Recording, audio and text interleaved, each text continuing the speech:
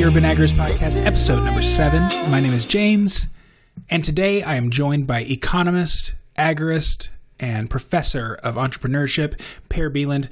Per is one of the very few agorists you'll find in academia today, so I am super excited to have this conversation with him. Before we get started, though, let me tell you about Fold.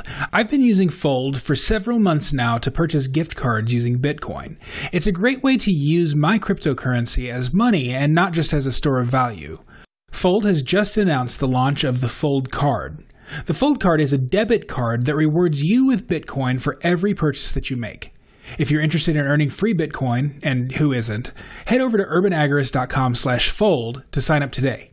Again, this is a debit card and not a credit card, so there's no credit check or debt to worry about. It's just free Bitcoin for every purchase you make with the Fold card.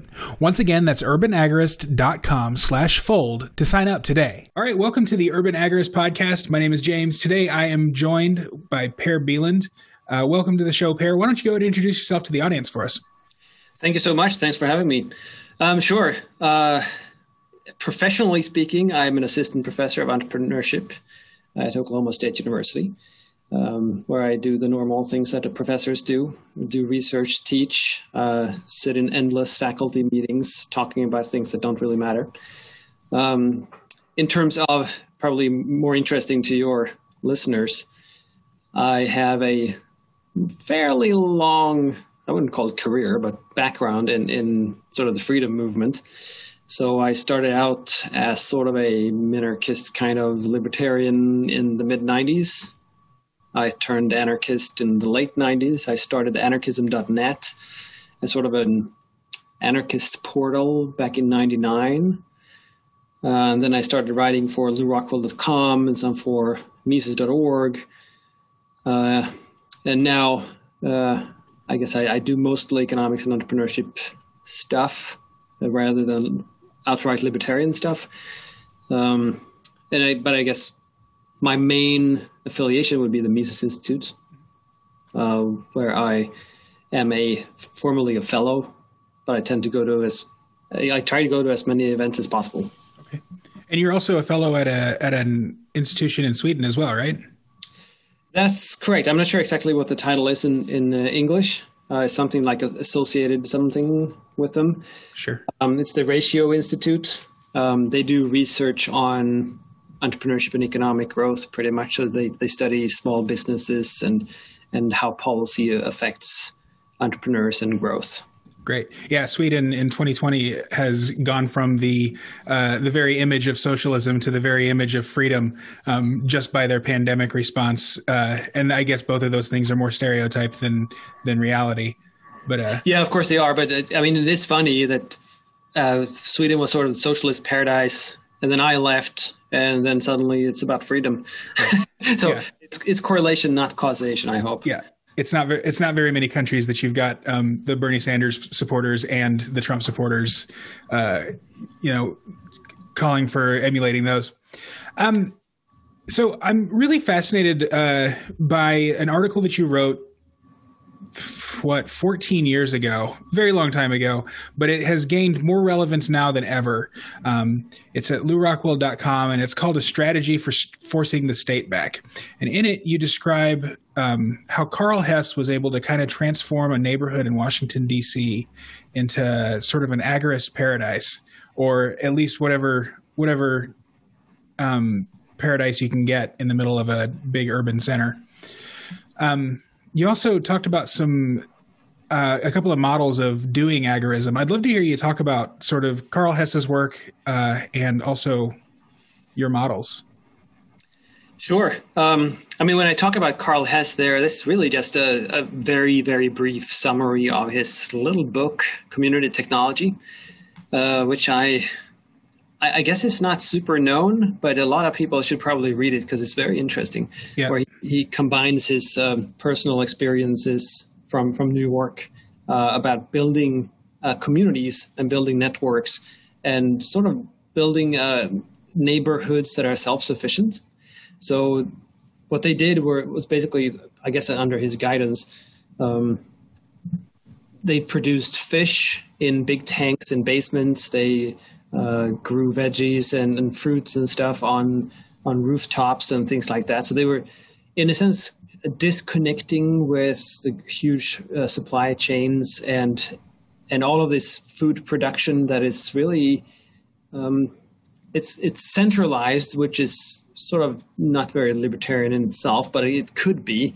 But it's also centralized through government subsidies, and it's of course strictly it's taxed and regulated like crazy, which means it works as a market, I suppose, but it's not a very well working market, and it's definitely not open for new entrants. So in a sense, community technology just meant that they disconnected from all that so that they could provide themselves as a community with food and other things. And that fascinated me because, as you said, in the middle of a big city, you could actually grow fish and farm fish and your own veggies and all stuff like that. It doesn't mean, of course, that we have to, as libertarians, we should turn our backs on society and just start growing our own food. What it does mean, though, is that there are endless possibilities. There are ways of cutting ties with whatever businesses you don't like and whatever government institutions you don't like and so forth.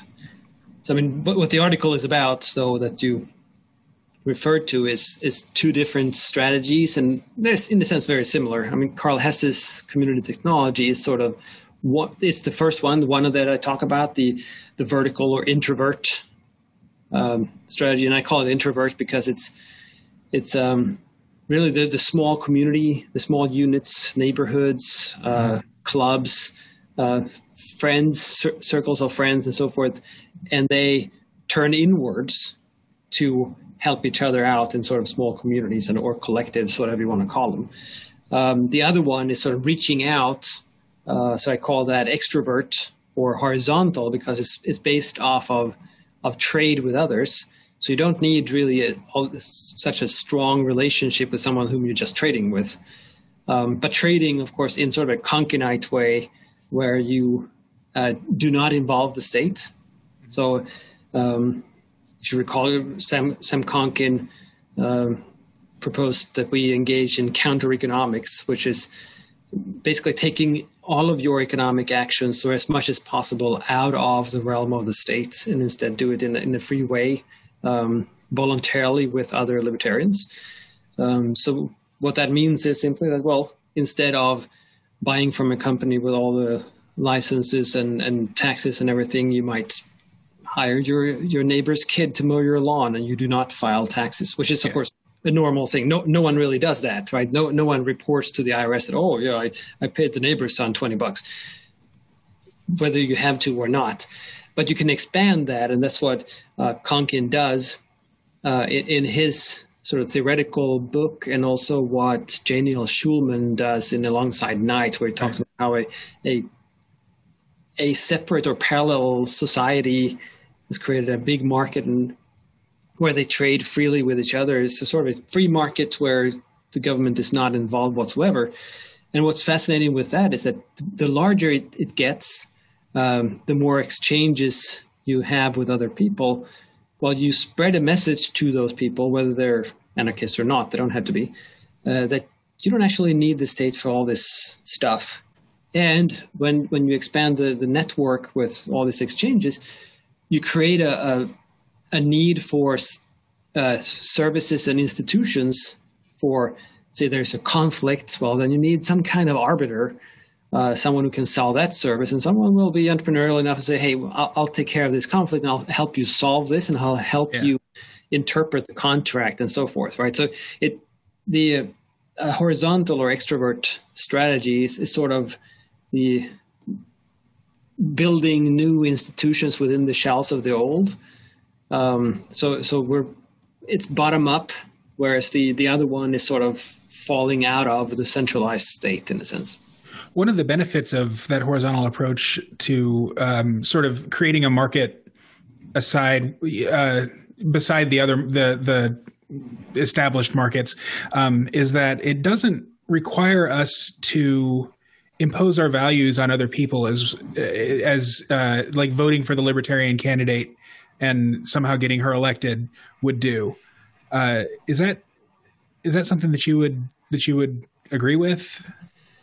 Yeah, absolutely. And I mean, I'm opposed to this sort of shove it down your throat libertarianism. Yeah. And I wrote a bunch of articles, I think on striketheroot.com, where I argued that you save the world by saving yourself. I think the title was even Saving the World by Saving Yourself. And there was like 2 or 3 of them, where I argued exactly this, that the problem that we have as libertarians is that we tend to think of, well, I can't be free unless there is a totally free society.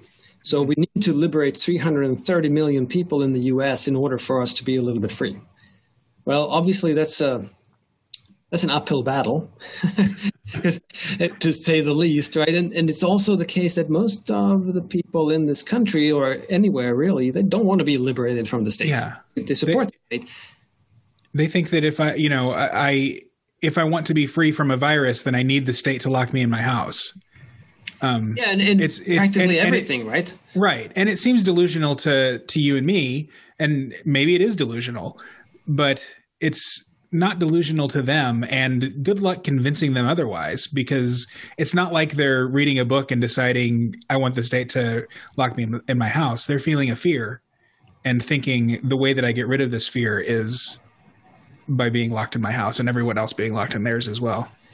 Exactly. And why don't we practice what we preach? I mean, we're individualists and we want people to go about their lives whatever way they see fit. And we even say that, well, in a libertarian society, if you want to live in your communist little commune, go ahead. Mm-hmm. But we are much more tolerant than anybody else. So we would allow them to do that. Well, why do we need to start by shoving libertarianism down their throats then? It doesn't make any sense.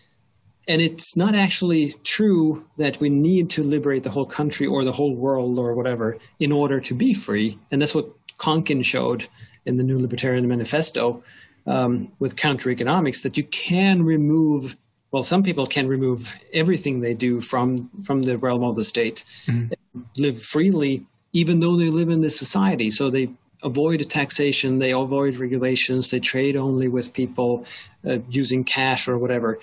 And all these things, well, that means really that you are doing 2 things, right? You're liberating yourself first, which is what we're trying to do anyway. That is the goal, right? So you're just taking the shortcut, and you're setting an example, right? So you're setting an example for other libertarians for how to do it. And you're also setting an example for other people that, hey, look at that. It actually works without the state. Yeah. Whereas if we're engaging in party politics and trying to get Joe Jorgensen elected for president or something like that in order to then start dismantling the state, well, that's probably the hardest way you can find to actually see times. I mean, and that's not going to happen. It's just that simple. And, of course, it's not practicing what we preach, because we are using collectivist means for individualist ends. Mm-hmm. Means we're taking our preferences and forcing other people to live according to our preferences. And this is totally unlibertarian.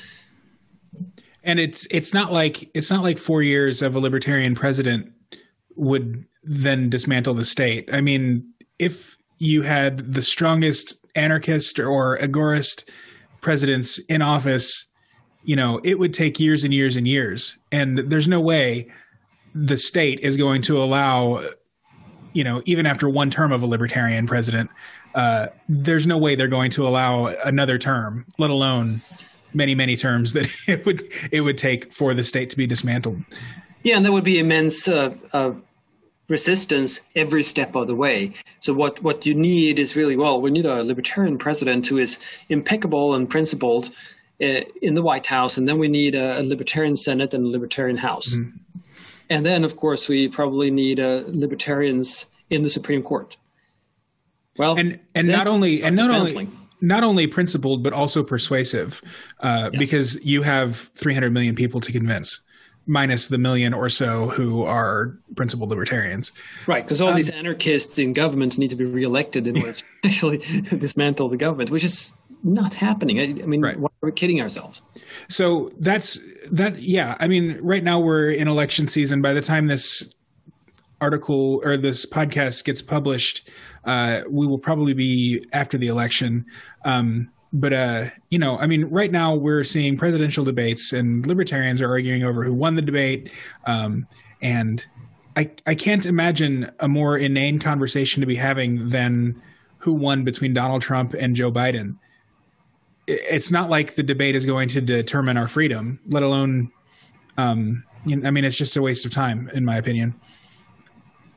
Yeah, absolutely.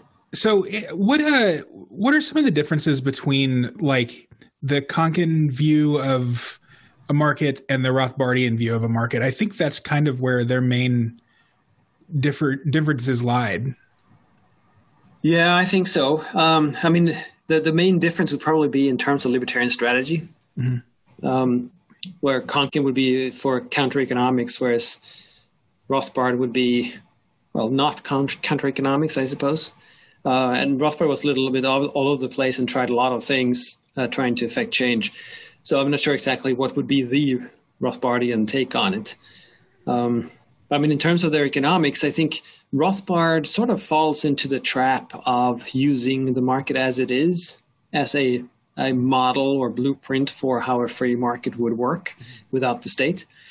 So if you look at, say, Power and Market, he's talking about how you could have competing protection agencies and things like that. But he's really looking at it in terms of corporations doing this stuff. So if you have Protection Inc. versus We Save You Inc. And then they are these big corporations, and they therefore have sort of market influence, and they are reliable because they are big and they're competing with each other and things like that. Whereas I think Konkin would use a much more decentralized approach, and Konkin would be much more open for different types of solutions. And of course, a main difference here is Rothbard would be pro-corporation and Konkin would be corporation. Sure. Konkin would not see the corporation as a market phenomenon, whereas Rothbard would see it as basically the number one market phenomenon, in the sense that that's how you organize production. Sure. Why do you think that is? What is it about corporations that Rothbard thought that in the absence of the state, corporations would just naturally arise, whereas Konkin thought in the absence of the state, corporations couldn't naturally arise? Or am I misinterpreting that?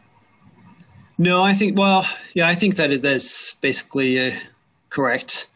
And I think Rothbard's argument is historical, that we have seen in a fairly free market. I mean, it's never been a completely free market and free market anarchism anywhere. But we saw in economies that were not regulated very much that corporations emerged, and we saw a lot of benefits from limited liability and things like that. So many of these sort of institutions that are not necessarily state institutions emerged.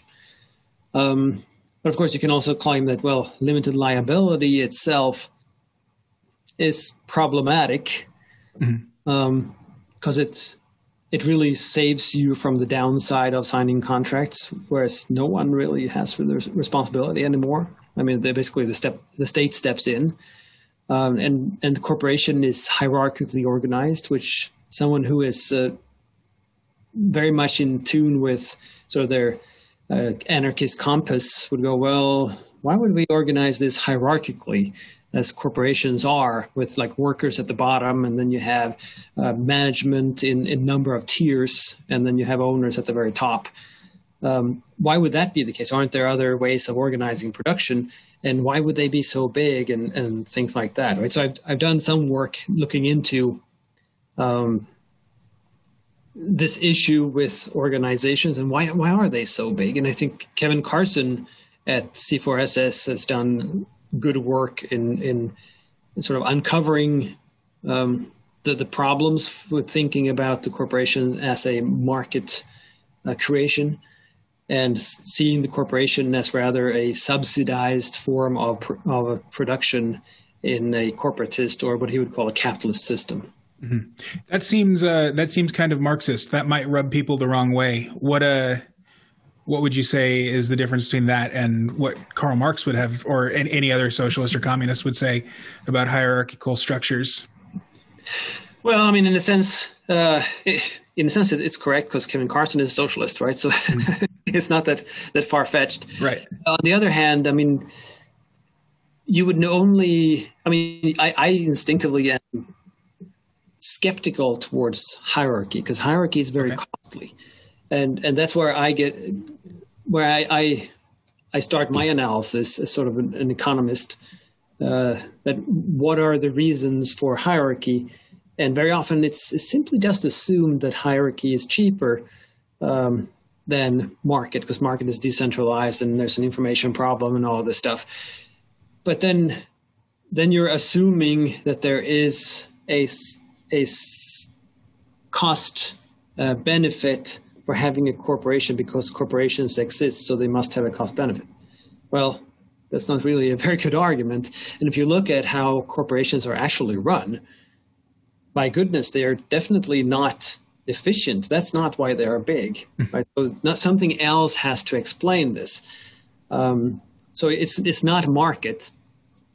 Instead, it's something else. And Kevin Carson has pointed to subsidies in terms of infrastructure and subsidies in terms of barriers to entry, which allows businesses to grow much bigger than they otherwise would have been. And that also centralizes production and mass production. I usually say that the economies of scale are exaggerated in the market that we have today for the simple reason that there are barriers to entry, there's subsidized transportation, and because of all these influences by the state, you have had a lot of innovation in trying to make very mass quantity production technologies efficient, whereas you have not had the same investments in local solutions or small scale production and things like that, right? So that further enhances centralization and mass production. And of course, looking at things like production in China, so you produce all kinds of weird stuff in China and then you transport them all over the world, and you can buy stuff on Amazon for your gadgets or whatever, and you pay like 50 cents and they will produce it in China and send it to you for 50 cents. And then you get a couple of extra because they want to give you something for free, whatever else. But it's subsidized. I mean, that sort of transportation, in this case, production itself is subsidized because you have an authoritarian government that's making sure that the cost is really low because they want to get manufacturing there so that they can control it. And then you have international transportation on international waters where ships aren't really taxed much at all because it depends on what type of flag they have and things like that. And on international waters, they are not really subject to any laws regarding pollution or what have you and things like that, right? So all of this together has pushed everything towards a sort of mass production hysteria where everything is produced and standardized to a point where it's almost ridiculous, right? So everybody's, in a sense, adjusting to the standardized version and getting standard components. Sure. Whereas that would probably not be the case in a free market based on property, because then you would have to bear the cost of pollution. You would have to pay for all the transportation costs. You would have to figure out where the consumers are, right? Because that's where the value is. Mm-hmm. And being close to consumers and offering them something that they, whoever they are, really like is much more valuable than offering something standard that no one is super happy with, but it sort of fits with everyone.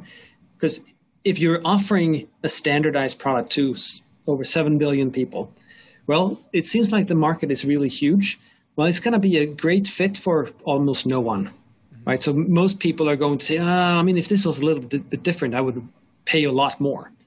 Well, if there are no barriers to entry, there would be hundreds or thousands of entrepreneurs willing and able to discover those opportunities that, hey, this standardized solution is not very good. But I have an idea for how to differentiate and do this a little bit differently, so I can speak to this other audience or this segment of these customers, and I can take them all and they will buy from me because they love the product so much, right? But since that doesn't happen, that tells me that something is stopping others from competing with us. So we know there are barriers to entry, but we also can infer from the fact that this is so ridiculously centralized that there must be something stopping entrepreneurs from actually competing using consumer value.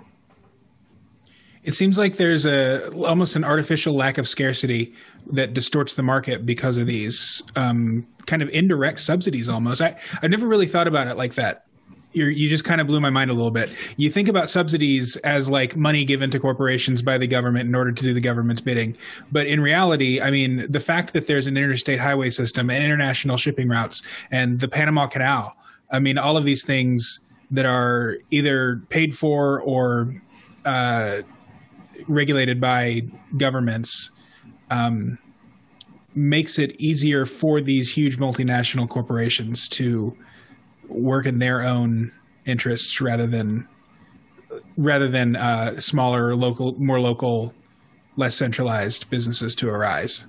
Is that about right? Exactly. Yeah, exactly. And I mean, in the market, everything is about what is relative, right? So prices are always relative, and consumers choose depending on the value of the product, but also the price that they're giving up. So they're always adjusting their behavior based on what the different opportunities that they see and everything like that, right? And the same thing with production. So it's not the case that transportation is free, but it is the case that if you drive a truck very many miles, it's cheaper per item that you're transporting than if you use a truck to transport a few goods locally. Right, so you have a higher cost per item locally on small scale than you would for a really, really large scale, even if the distance is enormous. Right, and that is a relative subsidy, even if both are sort of taxed by government. If one is taxed significantly less, that is a relative subsidy, which means we're going to get more of that. Right, so you're probably going to get less of everything if you're taxing everything, but the distribution of small scale and large scale is going to be skewed because of the difference in subsidies and the difference in taxation. This is a little bit hypothetical, but do you think that things like the internet, cryptocurrency even, would have arisen in the absence of the state? Good question. I mean, some kind of network for communication certainly would have. I think that is pretty obvious. Would it have been the internet? Well, who knows? Mm-hmm. It might have been something that is a little more efficient and a little better. It's not. I mean, the internet is not super efficient. Right. Would there have been cryptocurrencies? I don't know. I mean, would blockchain technology have been invented? Yeah, probably. Yeah, and probably much sooner. Yeah, it seems like blockchain and direct peer-to-peer type things would probably have come first if the internet that we know today ever came about. They seem to me to be more efficient and more just commonsensical type technologies. Yeah, because if you look at it, government is all about large-scale solutions, and it's all about really creating public goods too. And the internet, in a sense, is that, right? That any server responds to any request, and everything is just bumping around, and it gets to where it wishes. Whereas there are plenty of better ways of doing this if you want to design a system, but there's probably a lot of space for competing solutions at the same time too. Whereas now we have one because it was a government creation that was the only one that existed, and there was no market for anything else, and then they let it go, sort of, and it was there. So, of course, then we used it, because if it is there, we use it. The same as the Panama Channel that you mentioned. Since it is there, well, then we're going to transport stuff on ships between the oceans. But if we had to go around, then we probably would have transported some other way.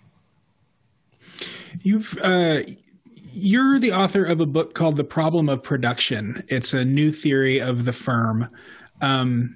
And I know we talked a little bit about that. What's sort of the thesis of that book? And where I noticed that it's priced like a textbook, so I'm guessing that it's meant for a more academic audience. But can you kind of describe it for the lay audience?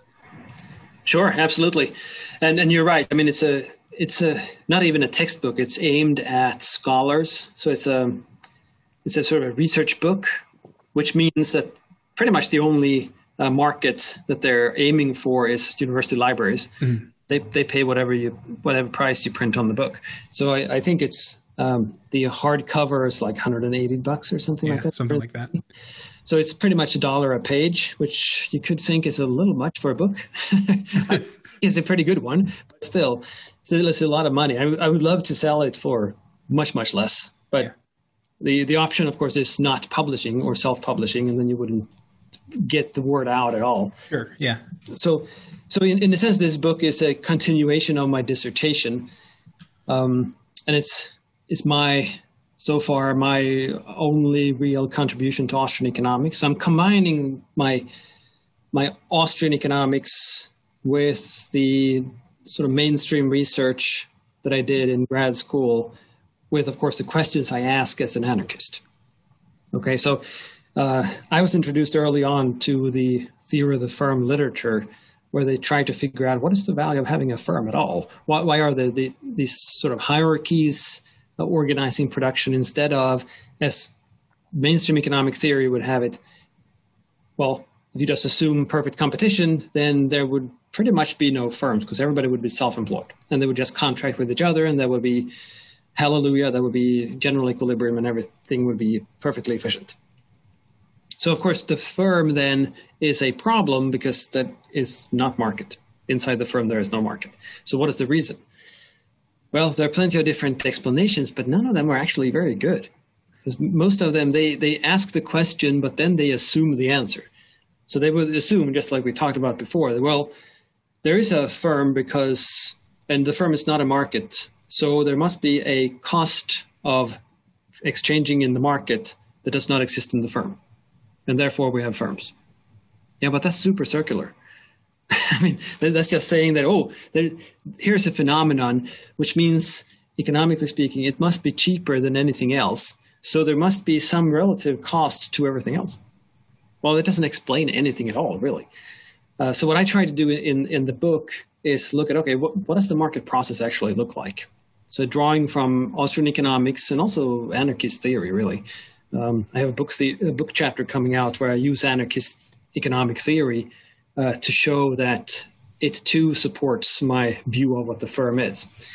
So I sort of draft the free market process, elaborate on Mises and others, and then I ask the question, what kind of problem would this type of market process face that could potentially be solved by something we might call a firm? Mm-hmm.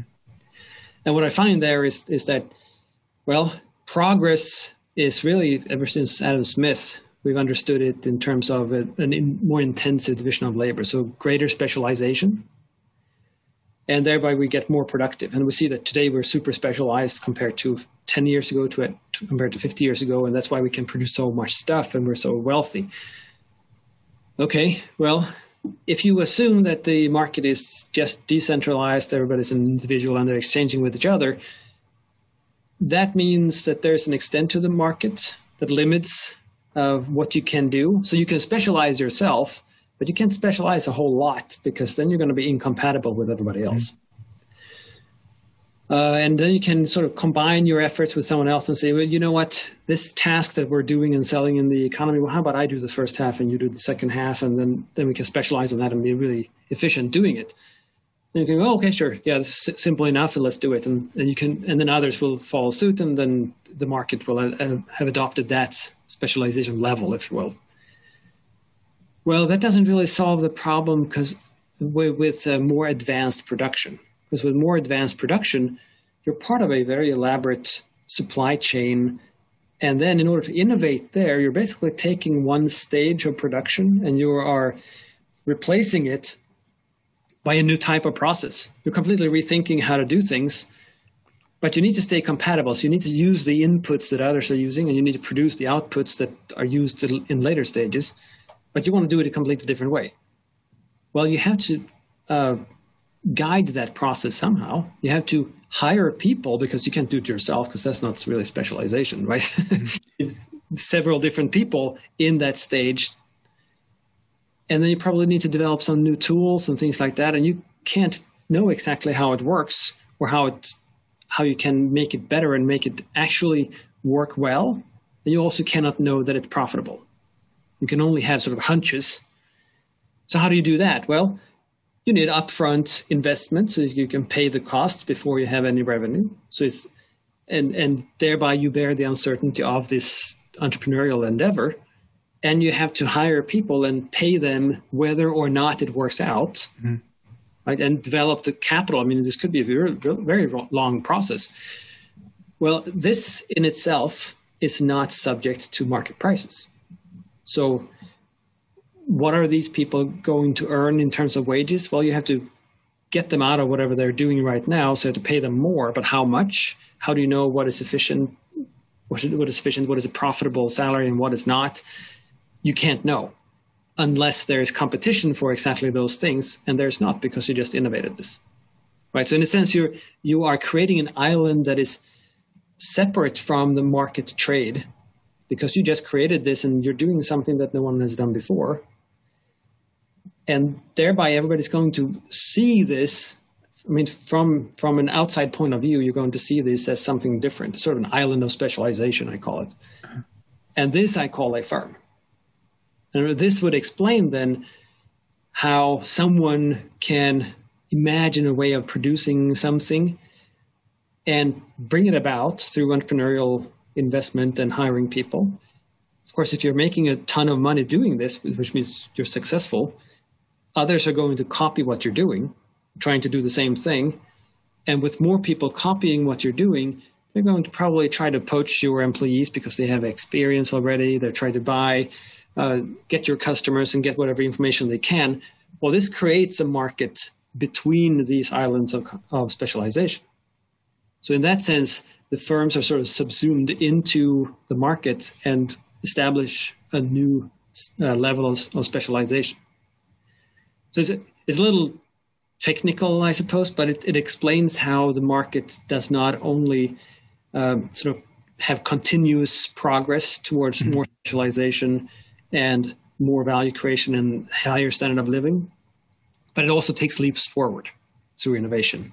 And how does that happen? Well, that's what I call a firm, because you have these integrated units that the entrepreneur creates. So instead of like, I'm the entrepreneur and I'm naming myself the CEO and I'm going to hire all of these people to do all of these jobs, and the reason that they're going to do what I say is because I'm the boss. It's more just they're going to do what the purpose of the firm is because they're the best at it. Is that a good synthesis? Right. And they're getting paid to do it, but they're getting paid also to learn and figure out exactly how to do what no one has done before. And of course, they're interdependent, right? So for this new chain, this new process to work, all of the pieces have to work. Because if one fails, then the whole chain fails and the endeavor fails.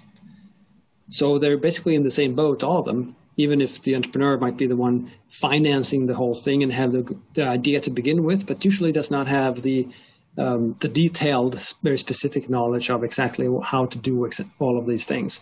So it's really it's a discovery process and a development process by those who are part of the process from the beginning. And then you can figure out ways to standardize those tasks, of course, especially when others start copying what you're doing. Then standardization will sort of happen almost immediately and almost automatically anyway. What do you say to the person who says that hierarchy is inevitable? I mean, if I start a company and I'm the entrepreneur and it's me and I know how to develop this product, but I don't know how to develop it as well as the software engineer that I'm going to hire to come and, tie together the loose ends for me. But now we've got a bunch of clients, so we need someone to manage the relationship with the clients. And so those two people are reporting to me as the CEO, and I'm overseeing everything that's going on. But now we have a whole bunch of clients, and we need more and more client managers. So we need a director to oversee them. And then just before you know it, you've got this huge hierarchical organization. Is that something that needs to be intentionally avoided, or is it something that can be by design avoided? Well, I don't think it has to be intentionally avoided. I mean, the story I'm telling in the book, The Problem Production, is really that hierarchy, or at least the islands of specialization, however you want to organize those, they're a means towards a better functioning, more effective market. Right. So what I see is that, well, hierarchy has a function, but hierarchy, when it matures, falls apart, it disintegrates and becomes market. Market is sort of the perfection of what was aimed for as a hierarchy. So in your example, with expanding and getting more people and thereby creating a hierarchy, I mean, in the sense that's up to the owners of whatever capital is in the firm to determine that. But with every layer that they add a lot of overhead. So I think in that sense, as a business owner and entrepreneur, you need to avoid hierarchy as much as possible. I mean, we have this sort of illusion that it's better to control things than to let things be and let's see and focus on value, because it seems like things can, go down the tubes, basically. The problem is control does not only suffocate innovation and value creation, it's also super expensive. Yeah. So if you have no barriers to entry, you would have much, much less hierarchy. Control is expensive and you don't have much to show for it. Whereas hiring a good specialist might be expensive on paper, but at least you've got that specialist's production. Yeah, exactly. I mean, if you add a lot of layers, I mean, look at any huge corporation with like 50 or 100,000 people employed, and you have many different offices, and you have complete departments just working on pretty much internal communication and making sure that the people report to the right guy and have all these round communication procedures and all this stuff. I mean, everyone needs to stay in line because there's a blueprint for this whole freaking thing. Well, all of these things mean that you're wasting resources. Right? There's a lot of overhead in every step along the way. And this overhead, there's always an opportunity cost. Mm-hmm. This overhead could be production. It could be value creation, but it's not. Which, of course, to me, that raises the question, why the heck do we have these huge corporations then with all this overhead instead of creating value? How come they can still exist? Well, obviously they make more money off of what they sell than the cost that they have. But that's just a fraction of the story. The real story is, why doesn't anybody else enter the market with less hierarchy and less overhead and outcompete these guys? Doing exactly the same thing, but at much lower cost. And a lot of that has to do with the fact that they can't. Yeah, they have the barriers to entry. Exactly. So you are a professor of entrepreneurship, and you have a lot of popular writing, just at Entrepreneur Magazine, and I think Forbes as well, right? And that the stuff that you write for these more popular outlets is not Austrian leaning at all, really. Is that right? It is to some extent. I mean, I try to. You can't really in these. I mean, these aren't real articles. It's more like listicles. Mm. So you bring up a problem or an issue that is of relevant to entrepreneurs, and then you say, here are 5 things to think about. 1, 2, 3, 4, 5, and that's basically it, right? So you can't do a whole lot in these things. But I draw from Austrian economics quite a bit, and I have a couple of these columns that are actually discussing. One is even discussing Menger and Mises and things like that in the listicle. Sort of indirectly promoting Austrian economics. And I'm also drawing from a lot of Austrian conceptions, like putting the customer first, that the value is really created by the customer. That determines the price that can be charged for the product. And your job as an entrepreneur is to figure out a way to produce and keep the costs below the price, because that's how you get a profit. Whereas most people would probably think about it the other way around, saying that, I want to produce this product, so that costs me this much, so I have to charge this cost plus profit margin. Okay, let's go. Right? And an Austrian would say, no, the value is in the eyes of the consumer. So that is a ceiling for the price, and the lower the price is compared to the value the consumer sees in the product, the easier it's going to be to sell, because it's a deal for the consumer, right? And you have to provide the consumer with additional value compared to what everybody else is offering them. So you don't really determine the price. The consumer determines whether the price is worth it or not. So you have to figure that out. It's not really yours to calculate or anything. You have to just figure it out. And then your job is really to focus on the costs and make sure that produce it at a cost lower than the price so that you can earn a profit. What personality traits do you think go into being a good entrepreneur? Or is there nothing that is it not that cut and dried? Well, I don't think it is that easy. I mean, entrepreneurship, the discipline started out thinking about, who is the entrepreneur, and thinking of the entrepreneur's adventurer and stuff like that. I mean, there are some things that you need as an entrepreneur. So you need to sell. I mean, that's the number one. So in that sense, you need some sort of outgoing kind of personality traits, or at least learn how to sell. But I mean, now we're entering sort of an age of the nerds, where being a nerd and having really, really deep, specific knowledge on something really quirky, it could be really beneficial and really valuable in the market. So I wouldn't say that there is a personality type that works really well for it.